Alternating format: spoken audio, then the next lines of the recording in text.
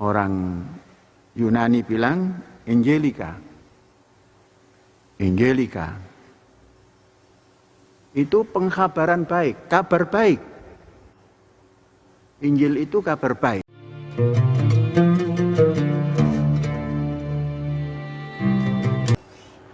Assalamualaikum warahmatullahi wabarakatuh. Jumpa lagi dengan saya Sukmahadi Al-Mandari. Ikhwafillah yang insya Allah dimuliakan oleh Allah Subhanahu Wa Taala. Saya ucapkan terima kasih banyak kepada seluruh subscriber. Dan untuk sahabat dakwah yang baru bergabung, jangan lupa tekan tombol like, share, dan subscribe agar selalu mendapatkan konten dakwah terbaru dari kami. Ikhwafillah, ini kembali kami kabarkan ini ya. Ada video Pak Panji Gumilang yang seakan-akan ingin merubah, ya saya bilangin ingin merubah, seakan-akan ingin merubah Ponpes Al Zaitun menjadi Gereja Al Zaitun. Kenapa saya katakan seperti itu? Ini ada video di mana dia mengajarkan kitab non muslim, ya dalam hal ini Injil, ya kitab non muslim di pesantren, ya dia mengajarkan itu. Harusnya yang diajarkan di pesantren itu adalah Al-Quran yang diperdalam, ya bukan malah ngebahas memperdalam kitab orang lain dan sebagainya, ya nggak tahu tujuannya seperti apa. Baik seperti apa, silahkan saksikan videonya sampai full ya. Ada beberapa video, nanti kita komentari sama-sama. Baik, mari kita simak. Jangan asal perjanjian lama terus menjadi Taurat. Jadi siapa yang menulis Taurat? Musa alaihissalam. Sekalipun banyak kritik dari yang lain-lain, tapi semua jumhur mengatakan penulisnya Musa alaihissalam. Jadi lima surat tadi. Nah, kemudian apa itu Mazmur? Mazmur itu isi pujian-pujian yang untuk keindahan, untuk apa semua, dan untuk mau menghadapi lawan perang. Nah itu Daud. Mazmur Daud ada di perjanjian lama. Kemudian apa Injil? Orang Yunani bilang Angelika. Angelika. Itu pengkhabaran baik, kabar baik. Injil itu kabar baik. Nabi Isa belum pernah menulis. Halnya dengan Nabi Muhammad, tapi punya juru tulis ketika bersamaan dalam hidup. Ya, kalau bahasanya Injil, ya Injil itu orang Yunani menyebutnya Angelika, katanya, kata Pak Panji Gumilang ya.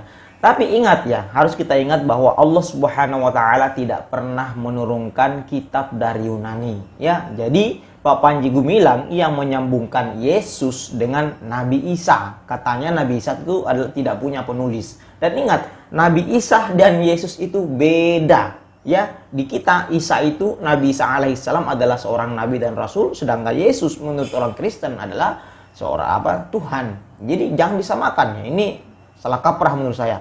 Dan perlu Anda tahu, ya perlu Anda tahu, kita semua tahu bahwa Nabi Isa alaihissalam tidak pernah ke Yunani, ya. Yesus tidak pernah ke Yunani. Teman-teman Kristen juga sudah pada tahu semuanya sejarah itu, bahwa Yesus tidak pernah ke Yunani. Baca sejarah, wahai Pak Panji Gumilang. Jadi, apa yang dibangun oleh Bapak Panji Gumilang ceritanya sangat tidak nyambung, ya. Menurut saya tidak nyambung. Kenapa? Kenapa nggak nyambung? Karena Nabi Isa itu kesehariannya itu, sehari-hari itu menggunakan bahasa Aramaik, ya, menggunakan itu bahasa asli Nabi Isa alaihissalam, ya. Dan beliau Nabi Isa kesehariannya itu dipanggil dengan Iswa, itu bahasa Aramaik, ya. Jadi kalau mau cari yang asli, Injil yang asli itu seperti apa, ya silahkan cari yang berbahasa Nabi Isa alaihissalam, itu bahasa Aramaik. Tunjukkan pada saya, ya, orang, misalkan ada orang yang mengklaim bahwa oh, ini loh Injil yang asli, ya, tunjukkan pada saya minta kalau perlu saya beli Injil yang berbahasa Aramaik, ya. Kok tiba-tiba ada kitab yang muncul dari Yunani lalu disambungkan dengan Nabi Isa alaihissalam? Ini ya jelas sekali tidak nyambung, sama sekali tidak nyambung, karena Nabi Isa tidak pernah ke Yunani. Baik, mari kita lanjut. Maka ada para rasul. Muhammad Rasulullah, tapi kalau Paulus Rasul Yesus. Karena kemudian Yesus dituhankan. Rasul Paulus, Rasul Matius, Rasul Markus, Rasul Lukas. Itulah penulis-penulis Injil. Barnabas tidak masuk. Walaupun Barnabas dengan Paulus itu seperti ikan dengan air. Jadi saudara tidak bisa mengatakan bahwa Injil itu palsu dan lain sebagainya. Maka menyikapi itu semua, kitab-kitab ini ada. Dan menjadi dokumen yang membawa umat manusia kepada ketentraman batiniah bagi yang mengimani. Ya sudah, itu saja cara berimannya. Enteng kan? Injil kita yakini ada, ya. Injil kita yakini ada, itu sudah jelas, dan kita seorang muslim harus mengimani bahwa Injil itu ada, pernah diturunkan kepada Nabi Isa alaihissalam. Saya katakan pernah, ya. Tidak sempurna iman seorang muslim kalau tidak mengimani Injil, ya. Tapi yang kita imani, apakah ada kitabnya di zaman sekarang? Tanda tanya itu, ya. Apakah ada, ya? Jelas tidak ada. Saya ulangi, jelas tidak ada. Yang kita imani adalah pewahyuan yang diturunkan oleh Nabi Isa, yang diturunkan kepada Nabi Isa alaihissalam. Lalu setelah era Nabi Isa alaihissalam, ya, bagaimana? Lantas bagaimana? Ya, makanya Allah Subhanahu wa taala berfirman di dalam surah Al-Baqarah ayat 75. Silakan dibuka, mari kita baca sama-sama.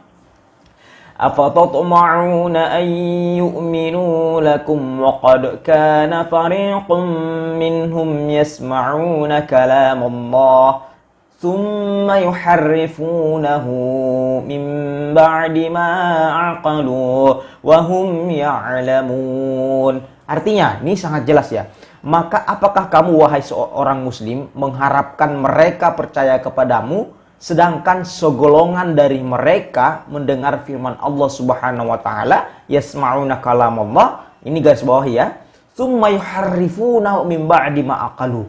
Lalu mereka, setelah mereka mendengar firman Allah, lalu mereka mengubahnya setelah memahami semua itu, padahal mereka mengetahui semua itu. Summa yuharrifuna, garis bawahnya di sini, summa yuharrifuna, kemudian mereka mengubahnya. Kalimat yuharrifuna di sini, yuharrifuna. Jadi, ini sudah sangat jelas bahwa orang-orang terdahulu itu nakal. Mereka merubah kitab-kitab mereka sendiri setelah memahami semuanya itu, mereka rubah. Padahal mereka tahu sendiri. Ya? Artinya, tidak ada lagi kitab Nabi Isa alaihissalam yang asli di zaman sekarang. Ya. Lalu yang tidak asli sama sekali, ya, yang ada sekarang itu ya yang tidak asli pastinya, karena yuharrifuna, mereka mengubahnya sendiri. Lalu apakah kita bisa katakan bahwa kitab yang sekarang itu palsu? Ya, tunggu dulu, ya. Mari kita ke ayat 79, ya, surah yang sama, surah Al-Baqarah ayat 79. Mari kita.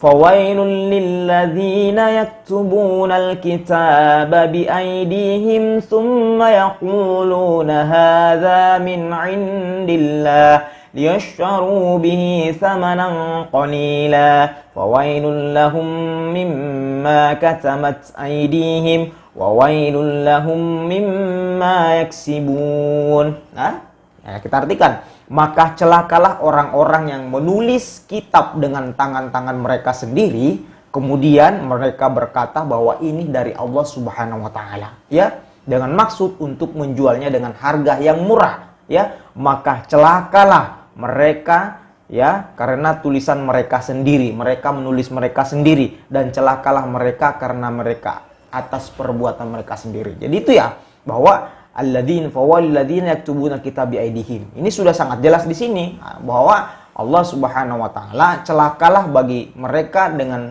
mereka yang mengubah kitab-kitab Allah dengan menulis tangan mereka sendiri. Ini kata Allah Subhanahu wa taala dalam Al-Qur'an. Artinya ajaran-ajaran nabi terdahulu ini mereka masukkan ke ideologi-ideologi mereka sendiri dalam kitab itu. Lalu mereka ubah sedemikian rupa, dicampur adukan, lalu mereka katakan bahwa ini dari Allah Subhanahu wa taala.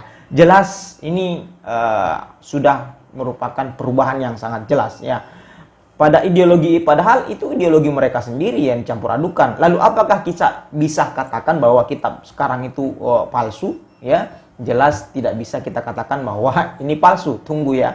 Tapi kita harus katakan bahwa terdahulu yang ada kitab-kitab Nabi Isa diubah-ubah oleh tangan mereka, dirubah oleh orang-orang yang tidak bertanggung jawab. Mari kita saksikan lagi. Kitab-kitab ini ada sebagai dokumen abadi. Halnya Quran. Halnya juga Quran. Dengan kemajuan zaman seperti ini, mengimani itu seperti itu. Nah, sehingga kita tidak lepas daripada ajaran ilahi. Akan komputer, information technology. Nah, disinilah kreativitas manusia di abad sekarang ini atau di milenium sekarang ini. Namun, ketenangan jiwa ada di dokumen. Wa kutubihi wa rusulihi. Wallahu a'lam bishawab. Alhamdulillahirabbil alamin. Baik, Bapak Ibu semuanya ya, saya katakan bahwa kita harus mengimani, percaya bahwa kitab Injil itu diturunkan kepada Nabi Isa alaihissalam. Kita harus percaya. Kitab Injil yang diturunkan kepada Nabi Isa itu kita percaya. Tapi kita tidak bisa menjadikan pedoman kita, hidup kita yang sekarang ini. Karena kenapa? Sudah ada Al-Quran ya. Karena Al-Quran lah yang menjadi pedoman kita, yang menyempurnakan kitab-kitab yang lain. Zabur, Suhuf, kemudian Injil Nabi Isa, bukan Yesus ya. Tapi saya katakan Injil Nabi Isa, bukan Yesus. Injil Nabi Isa kita harus percaya. Al-Quran yang menyempurnakan semua itu. Jadi di muka bumi ini tidak ada lagi Injil yang asli, Injil Nabi Isa alaihissalam. Ya, baik seperti itu ya. Sekali lagi Injil Nabi Isa, ya, bukan Yesus. Baik, seperti itu jangan lupa tekan tombol like, share, dan subscribe. Wabillahi taufiq wal hidayah. Assalamualaikum warahmatullahi wabarakatuh.